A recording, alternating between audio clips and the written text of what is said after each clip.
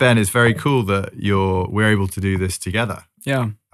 Normally you're over in Vietnam, and we do it on the mics and over Zoom and everything.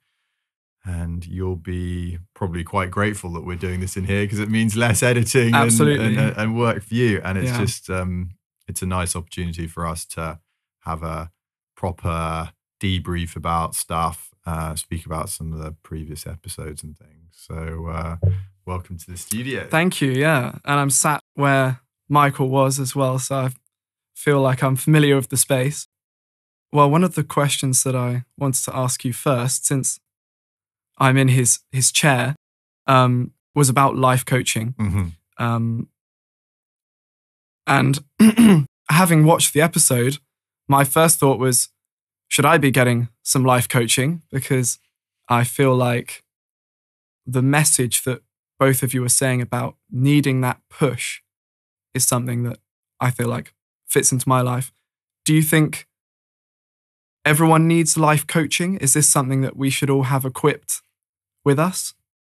I think, I'm going to be annoying and not give you a straight answer, because it's just so subjective, Ben. I think, ultimately everyone, I think that there are very few people I've met in life that don't want something, a relationship, a better relationship, a career or financial goal, a life goal, things that they want to change. Most people have something that they want to improve or create or do better or have goals. And I think that there are lots of different ways of getting there. And people get training for lots of things in life.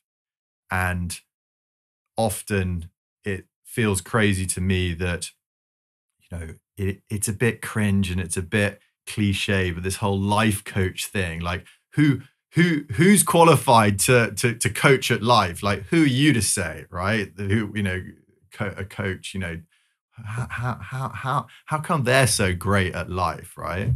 And I think, look, it all boils down to what you want and, what you're trying to achieve, okay? And typically a coach is best served to someone that has a specific goal in mind, right? And the more specific you are about something, whether it's fitness or finance or relationships, that tends to work quite well. Okay, I'm going to get a relationship expert, or I'm going to get a fitness expert, or I'm going to get a finance person to help me with that. But I think nowadays, so many people are trying to look for like balance in the different areas of their life. And a lot of people are realizing that, money doesn't necessarily buy happiness. And, they want to get we need to get a portfolio of areas, all firing and wiring to sort of create that inner peace, happiness, fulfillment, purpose, success, all those things that people look for. So I think that, does everyone need a life coach? Definitely not. A coach in the purest form is actually helping. So if you're working with a coach, Ben, they're helping, they're not meant to be telling you what to do. We spoke about this a little bit with Michael. So the coaching in the most purest form is sort of side by side, helping you move in the direction you want to go. So really digging into what you want, working within the context of your life, and, being a support. On the more sports side or specific side, a coach can also be helping give you a plan, like do this, and you'll help, you'll get the results, right? But, going back to the individuality and the subjectiveness of it, some people might not necessarily need a life coach. Maybe you need a mentor about what you're trying to achieve. Maybe it's actually having the balls to go up to your family or good friends and say, listen, I need to just sit down, and can you just be really honest with me about like where you think I can improve, and, where I might be getting things wrong, or what do you think I'm great at? It might be reading some specific books about stuff. It might be seeing a psychologist rather than a coach. If it's more, you're trying to overcome some things that are holding you back.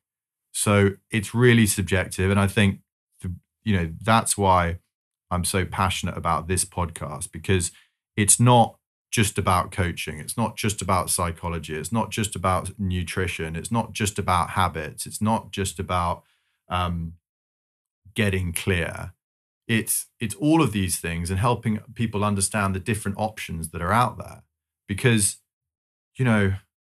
if you've got the right nutritional advice and you know what you're meant to be doing, like health and wellness, that's fine. But if you don't have any self-discipline, or you don't understand about how to create good habits and break bad habits, that's useless. And equally well, if you're getting therapy and you're getting from dysfunctional to functional, sort of minus to zero, and that's all then you're just going to be in zero forever, and you need to know about the coaching to then go on towards these goals and become excellent in whatever you're trying to do. Likewise, if you're trying to get really clear on what you want and what your goals are, and you haven't done the psychology and the self-awareness piece, then you're not really necessarily going to be making the right decisions. And equally well, if you're going to go and create or develop better self-awareness and understand like what you might really want or what's important to you, and you're still sort of not in a calm, cool frame of mind, and you are on 3 coffees a day and hungover and stressed and worried about stuff, then that's not going to be a productive process either. So, I talk about it in my book about getting to the baseline and, just getting some basics right, some exercise, routine, hydration, staying away from the bad habits. So you've got all these different elements of self-development, self-improvement, self-awareness that, if they're isolated on their own, a lot of the time they just, they're not necessarily going to be pulling you in the right direction. So, coming back to your question about life coaching, it can be great for people, but it's subjective, and it's important for people to know, the other sort of tools that are out there. I think that's interesting because, so in the conversation with Michael, he seems to offer this all-round service, like relationship, career, motivating you to achieve your best possible outcome. And that's sort of how I understood life coaching. And I met a life coach about a year ago who I found it very difficult to get my head around, because she was in the same place I was. She was doing what I was out in Vietnam. And in that way, we were the same. And it seemed strange that she was offering this service to me. Like she had it all figured out. Yeah. You expect your life coach to be killing it at life everywhere. Yeah. Right? And I couldn't really get my head around it. But then, having had lots of conversations with her, she was talking about, the ego, tackling your becoming more self-aware. That was her angle. And that didn't seem like life coaching to me. They didn't match up. But now what you're saying is actually there's many different lines that they can take depending on what you need to be coached with. Is that what you're saying? Yeah, it is. I mean, I was sort of zooming more out to sort of 3,000 feet, but specifically on life coaching, I mean, you're right. You do see lots of people out there who are doing life coaching. Like, Jesus, they need a life coach, But I think, going to the basics of it, a lot of life coaches, they've done a certain amount of training, and ultimately they are there to help you solve a problem. So, if I was a life coach, Ben, you'd come to me and go, oh, well, I'm really struggling with this. And I want to, this is the goal that I want to help achieve. And then the life coach would basically help you break it all down and come up with a plan to help you obtain whatever result or goal you're trying to achieve. And, they don't have to be a millionaire or, a fitness guru or a relationship expert. It's more, they have the framework and the tools to help you come to your own conclusions and hold you accountable. And, someone like Michael, I think a lot of people listening, he's clearly quite maverick, Michael, to put it lightly.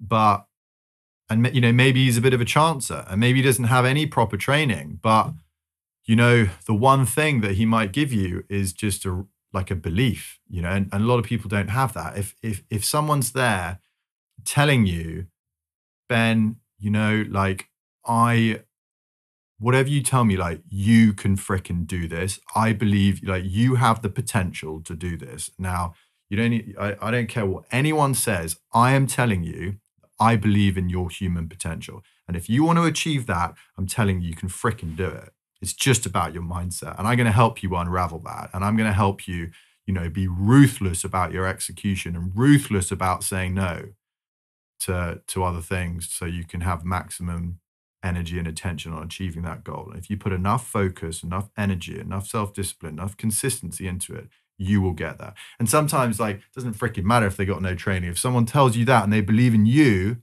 then that's going to help you unlock where you want to get to, because everything boils down to beliefs at the end of the day.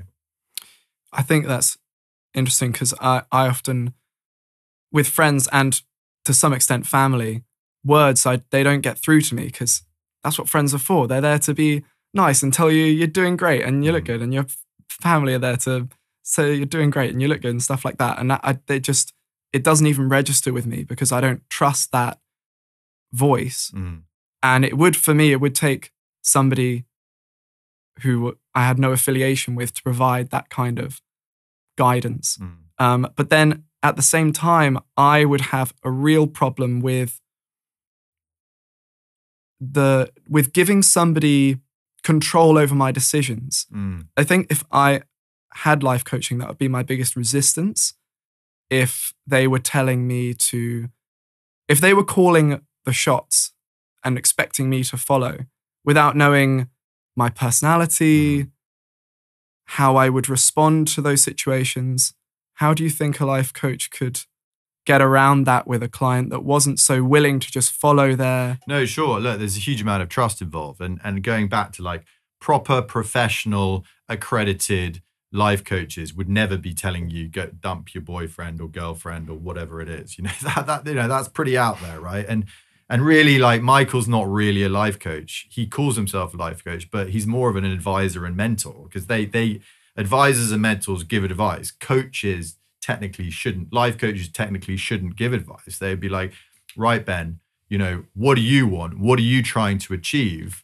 And then they'll try and help you get clear or help you work through that, and maybe double check that the answer to those questions aren't tainted by anything, or you haven't got any blind spots, and you're not saying, well, I want to achieve X and Y, but let's make sure that those two things are not pulling in different directions. They're complementary. Like, is that even realistic? Okay, so let's talk through that and help you come to your own conclusions.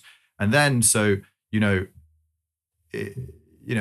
say the relationship thing, you tell me, okay, Charlie, one of my goals in life or in the next few years, I want to build a relationship that is, really compatible, someone that I like, I want to travel with, and, create a real nice balance in life, and, that we're both putting in as much as each other, and, it's exciting and fire, and, you paint the picture of your ideal relationship, right? And then, you say, well, I'm dating this person, and, well, this and that is not, and so hopefully the life coach will go, well, Ben, do you think that person is going to be the person that is going to be able, you're going to be create that, that idea of what a great relationship should look like? You would then answer the question, well, maybe not. It's just asking, and it sounds pretty obvious, but just going through that thought process, you're like, oh yeah, actually you're right. And so you should probably come to the conclusion on your own. But I think that's where Michael suits people, particularly guys, because they just want to know the answer, and sometimes people can see things really easily that oneself can't see. So, but it's all subjective again, and it's who suits you. It's like personal trainers. You got to just go and talk to, whether it's a psychologist or a coach or personal trainer. Go and talk to 3, and tell them what you want, and whoever resonates the best with you and feels practical or whatever you have a good gut feeling about, go with them.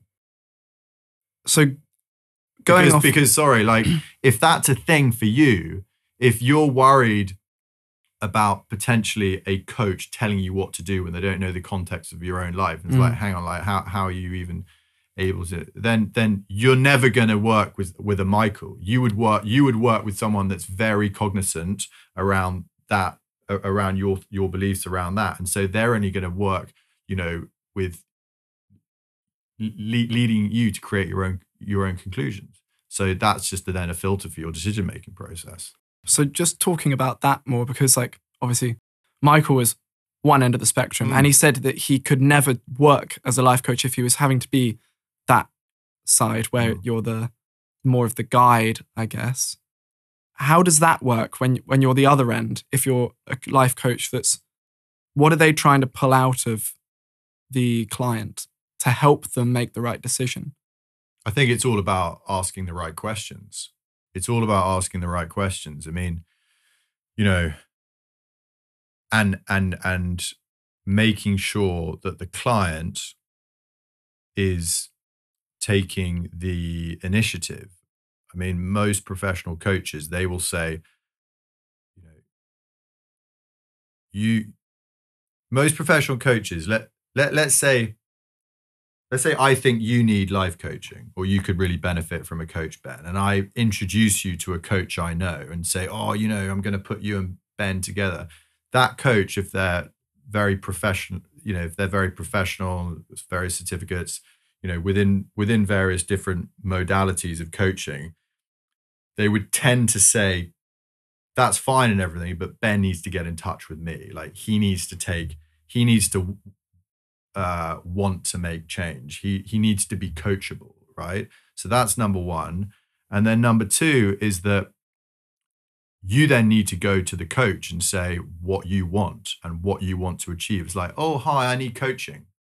And let the coach is like, no, like, what do you want me to coach you on? Like, what are your goals? What do you want? And then each session you have to come and have a very specific goal to talk about in that session. And you'll work through it together.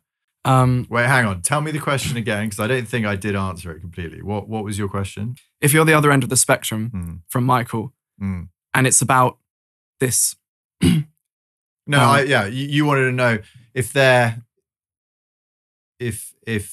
not telling you what to do, like how are they coaching you? And it is a lot more about the pointed questions and helping you work through things in your own mind, basically. And what a really good coach will do is they'll let you talk a lot, ask you a lot of questions, and then they'll start noticing things in your narrative, in your story, and your beliefs, and how you go about things. And then they'll start, they're sort of searching for gold, and they'll let you talk a lot, and then they'll notice things and they'll pick you up on things. Like, yeah, but is that assumption, what do you really think? Where does that assumption come from? And how do you think that assumption is helping you in moving towards, these goals? And, why does that particular goal end there? Why can't it be more? Where does that come from? So they'll challenge you on things, and it's all about the questions that they ask.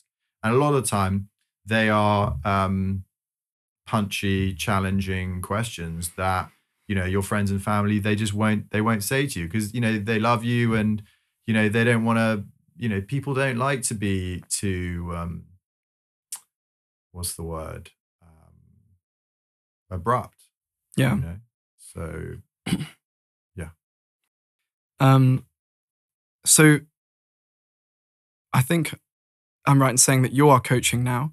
Well, I'm doing a bit of coaching. I to be honest, I've been flitting in and out of what this whole project looks like, Ben, to be honest with you. I started out writing this book, as you know, and that's coming on really nicely, and excited to get that published towards the end of this year. And then we started the podcast to build a bit of an audience and sort of make everything a lot more relevant. And it's my hope that once we publish the book, there are so many people I learned from throughout my journey, I think it would be really cool to get all of those people on the podcast to sort of expand on things.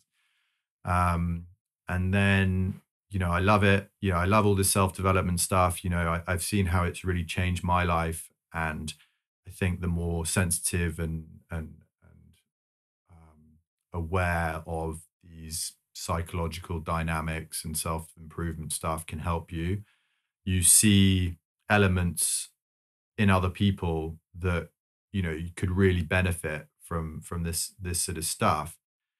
And I'm like, well, should I create a business around it? Should I become a full-time coach? Should I do online courses and programs and stuff? And I was very close to going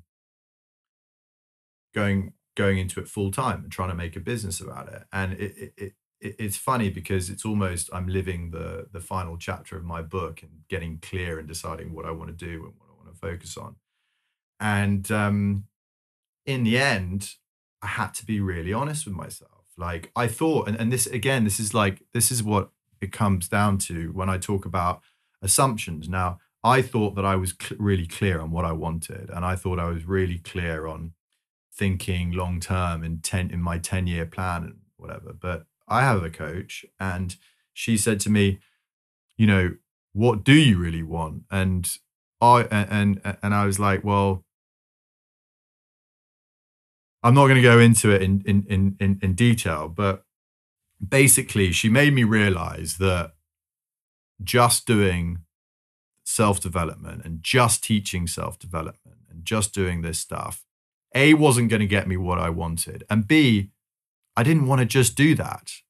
And I realized there's other stuff that lights me up and I enjoy and I miss.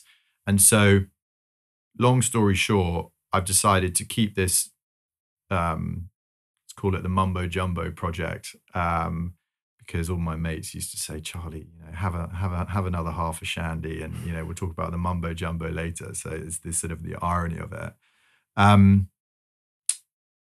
This is just fun, passion, help people, and I'm actually going to go back into commodities as a trader because I love it. I love the international trade. I think I've made mistakes in the past, not working with great people. So I'm going to, choose my entry a lot better this time. And it kind of takes the pressure off what we're doing here. Cause I think there's nothing worse, scrapping around, like, trying to make money out of a podcast or, trying to charge people lots of money in coaching. So, in a roundabout sort of way, I'm pretty sure what this is going to look like is we're going to be publishing the book towards the end of the year or early next year. And I'm going to do an online course because I think after people have read the book, I think that the natural lead on is for people to want to sort of go through a certain program. And what I've noticed from the coaching side of things, Ben, is that a lot of time people might go and get a coach, a little bit like I just explained to you. It's like, oh, I want to life coach. I want to get into all this stuff. And then they turn up and they don't really know the answers to the questions to ask the coach. They don't know what they want. And I was thinking like, okay, if I could have my perfect coach come to me, rewind the clock, like what would that look like? And it's not individual coaching sessions like, Charlie, how can we help today? It's like, I would actually want that coach to take me through a process and a program. So, because I don't know what I don't know, right? And so they take me through this whole program and then like have multiple aha moments along the way. You get super clear and then you decide what you want and then they help you get it. And so this online course is going to be a sort of consolidation of the book, and it'll take 6 to 8 weeks maybe for people to just work through on their own, super personal, private, etc. And it'll just help people work through certain steps. And I think it'll provide a ridiculous amount of value. And if they want to be part of a sort of a community afterwards, that meet every quarter and we have experts on and talking about how to keep momentum, because it's all, a lot of people make change and get into new habits and have new ideas and goals or whatever. But the hardest thing is like the consistency and the discipline and the camaraderie. And so that's what I want to kind of create going forward for people to sort of be a part of. I think all of the habit stuff is all very well, but if you're not in the right environment that's helping you pull towards, where you want to be, things are really hard. So I just want to create that environment. So we're just going to keep going with the podcast as well. We can do one really high quality one a month. And it's going to be a passion project, Ben. And so I'm really excited that I've made that right decision because, these things are pretty important in life. And so just because what you said about how you wanted to make that switch from the life coaching to the course, which someone can follow and have that journey set out for them. I suppose with the coaching as well, what kind of benefits are people meant to be experiencing when they're on this journey? Is it something that you see piece by piece, or is it you get to the end and then like everything comes together? How do these sort of things work? Because I imagine there must be a lot of resistance at first. Yeah, there is. I mean, look, I think I'm doing an online course because I'm not going to have time to do this, take people through it personally and one-on-one, etc. But it's actually quite straightforward. There are 3 pillars to this, and the first pillar is know thyself. There's no point in doing anything until one really understands oneself, and there's a lot to unpack in there anyway, because you have to look behind our conditioning and the beliefs and everything that we've collected along the way during life, from our upbringing to experiences to schooling to culture, and trying to detach and separate and going back to your gut intuition, your deep rooted self, right? And there's a lot of psychology and self-awareness in there. First of all, there's an educational piece about like what is self, and then once we figure that out, then how do we get to know self? What's really important to us? What do we really want? And there are various conflicting dynamics and forces and habits and beliefs that we kind of need to just understand or let go or get our head around, so we can just get rid of all the noise and sink beneath that. So that's kind of step 1. Know what self is, and then get to know thyself, and to get rid of a lot of these negative, conflicting, time wasting, energy wasting dynamics. Then once we're clear on like we're getting closer to who we are and what we really want, then we can get real clarity on what it is that we want. Not our parents, not our friends, not society, not culture, not our wife. What we really want, what's important to us. And that doesn't have to be a selfish thing. That that can be a very unselfish thing. But what is important to us and what's going to bring us fulfillment, peace, happiness, and purpose. That's pillar 2. And then pillar 3 is like, how do we get there? And there's lots of stuff in there. I mentioned my coach that helped me understand, this 10-year thing. Like I thought I was thinking really long term about everything, thinking decades, have clear goals, then that reverse engineer those goals into 3-year goals, 1-year goals, monthly goals, daily, weekly goals, bite-sized stuff, habit tracker, tick it off, and you can just relax and then just like one box at a time, right? But actually, I thought I was doing that, but I actually wasn't. I wasn't being ruthless about, right, what do I really want? And like, how am I really going to ruthlessly reverse engineer that into like what I'm doing today? Like, don't do anything today that's not going to be a stepping stone to get to getting what you want in 10 years. So, and that makes all the struggle and the hard stuff a lot easier, because if it's part of a bigger vision, purpose, or goal, then you don't mind eating shit for a year, working for someone you don't really like, because it's just getting to the stage 2. So just out of curiosity, how long have you had your coach for?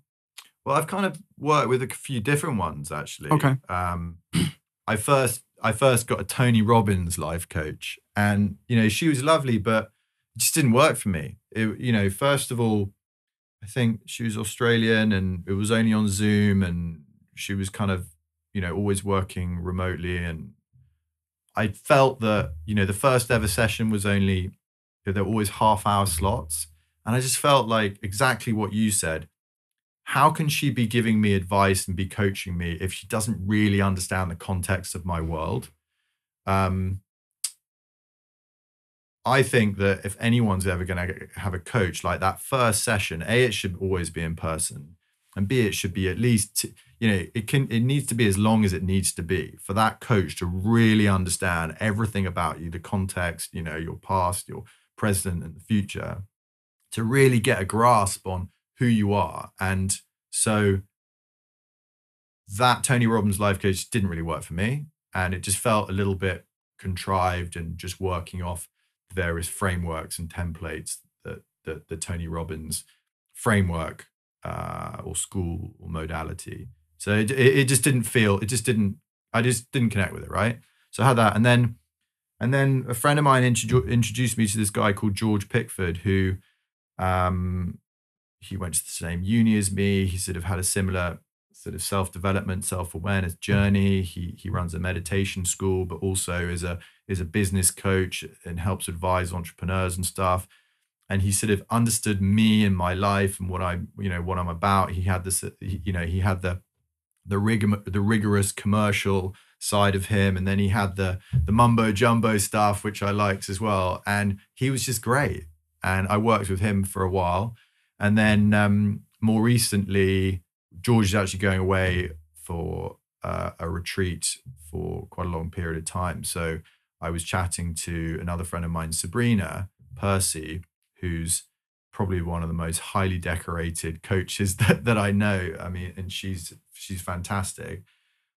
And I was actually just getting some advice off her for various things, and this project. But we ended up doing some coaching together, and I've had a few sessions with her, and she is very different to George and the Tony Robbins coach. So it's another example of, there are lots of different types of people out there, and it's just finding who works best for you. Sure, yeah. Like you and Michael were saying about how, if you've had a therapist for 7 years, you should fire your therapist, or, something's seriously not going right. Is it the same with a life coach? Are you expecting them to leave you at a certain point, or is it something you keep with you your whole life? I think again, it's horses for courses, but coaching should be less complicated than the psychology piece. I think coaching, like I said before, it should be pretty specific. I'm trying to achieve these goals. How can you help me, etc. And coaching is easier to track because it should be results based. And I think that, like a tennis player with their coach, if it's either working or it's not. They're either winning or they're not. And okay, there's a piece around patience and execution, and is the person being coached responding well to that person? But then that's a personality fit as well. So I think people can be pretty ruthless about their coaches. There are so many coaches out there these days. Everyone wants to be a life coach these days, and there's a lot of choice and a lot of different modalities out there. So if someone's really, if you're not seeing, really good results, then yeah, maybe you should change. But then if you go and see 10 coaches and none of them can help you, maybe you're the problem. Yeah. Stop wasting everyone's time. Yeah. So there's something you said earlier when you were talking about Sabrina. You said she's one of the most decorated life coaches. what does that mean? What credibility do these people have? Yeah. I mean, she's, I'm going to do her a massive injustice, but she's done about, 3, 4, 5, 6 different accreditations. She's worked for Fortune 500 corporate companies as like in-house coach, business coach, etc. I think she's doing a PhD in psychology at the moment, and. So, she's just highly motivated around the academia side of things. If you talk to her about any of these, a lot of these ideas that maybe more of the, a lot of these online coaches or personal brands or teachers, they might come up with these ideas or techniques and things. If you're sitting with Sabrina, she will be able to tell you the underlying academic paper and original philosopher, psychologist that came up with that fundamental theory. So, she's quite good at calling bullshit on stuff, but she's a phenomenal coach to work with because she's got all of these different techniques and modalities and theories in her armory, and she will just work with whoever's in front of and use whatever tools she needs, which is a pretty cool thing to see. Yeah. But I feel something that I'm having a real problem with at the moment is there's on social media, there's so much content about almost like 7-second life coaching that you're being bombarded with. And I think we're having a conversation about nutrition earlier. And you see all this advice on social media as well about nutrition or how to improve your life and things like that. And I don't know if you've seen that thing recently with the Liver King. I saw some stuff. So he got busted, didn't he? Yeah. Or something, yeah. So he was claiming he that was taking steroids. Yeah, although he claimed his meat-based diet was the thing that was making him look a certain way. Yeah. I don't know how many people were believing it, but it just shows that even these high-profile people can be talking nonsense. And I find that quite concerning when there's all this content coming out there. Do you think social media is a good or an evil medium for this sort of thing? I think, there's that classic line, you got to make social media work for you, not against you. But also, I think, and this is something that, I've been learning only recently, is like, you've just got to be like ruthlessly objective about everything. Everyone, you got to, everything you listen to, every person, every book, every podcast, every post, it's like, what is this person? Why should I believe what's he trying to, or what's she trying to achieve? And, it's like the coffee thing on Stephen Bartlett's podcast. There was a nutritionist guy who came on. Everyone was talking about it. Apparently, it was really, really good. I only heard a snippet, but he talks about coffee, right? And he's like, coffee is bloody good for you. You just, load up on coffee, not a problem. And then I speak to another expert literally the next day, and they're like, coffee's the worst thing. It's like putting paint stripper in your gut. It's terrible. And it's like, you've got two experts, totally opposites. Like, it could drive you crazy, Ben. Yeah. And so I think we've got to be really careful not to just go down the rabbit hole and listen to all this advice and take things for granted. I think that's important, not taking things for granted, reading around a subject, getting different opinions. So yeah, it can be an issue, just listening to one person but at the same time, and I think we spoke about this on the last time out, this whole self-development stuff, this area of self-development, do you need to read all the books? No, but it's more like, if you're wanting to make improvements in your life, then it's not just one, there's no silver bullet. It's lots of little things that add up. And if you start reading some books and listening to some podcasts, and maybe it's at the front of your mind, and then that's what you want to talk to people in the pub about, and then you're on social media, or you may be Googling a course or something, and then you're getting the algo is firing and wiring, and you're getting more self-development gurus and pieces of advice and maybe mentors and thought leaders that are coming up on your feed a lot more. And then all of a sudden you're sort of getting into the echo chamber of life principles, life advice, self-development stuff, habit stuff, the psychology stuff, the coaching stuff, the nutrition stuff, the self-development stuff. Then all of a sudden you get Jocko Willink, the ex-Navy SEAL, talking about discipline equals freedom. And that's all good, because you start, there's a critical mass of all of this stuff, right? And I think a lot of people just brand it and talk about things in a different way. But, there's only so much out there. And I think you just start absorbing it, and you start trying things and seeing what works for you. And then slowly but surely you will start to sort of make little changes or be thinking about these things more than that you did before. And so, yeah, until Instagram starts using you and you're on it 4 hours a day like I was, just delete the bloody thing, Yeah.